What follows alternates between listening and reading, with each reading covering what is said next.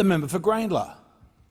Mr Deputy Speaker, I rise to express my concern for the workers who currently crew MV Portland, a ship operating around the Australia coast between Victoria and Western Australia for Alcoa. Alcoa have advised that they will sell this vessel and replace it with a foreign ship employing foreign workers.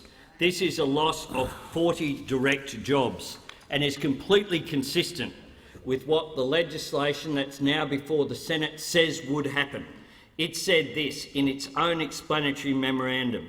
Many of the operators currently operating under the Australian General Register would likely reflag their vessels in order to compete with the foreign operators who enjoy the benefit of comparatively lower wage rates.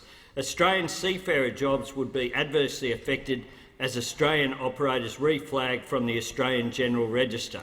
Ship operators are likely to replace Australian seafarers paid under EA rates with foreign seafarers paid under ITF rates. The modelling also showed in the legislation that there was no inclusion of costs of the potential loss of Australian seafarer jobs.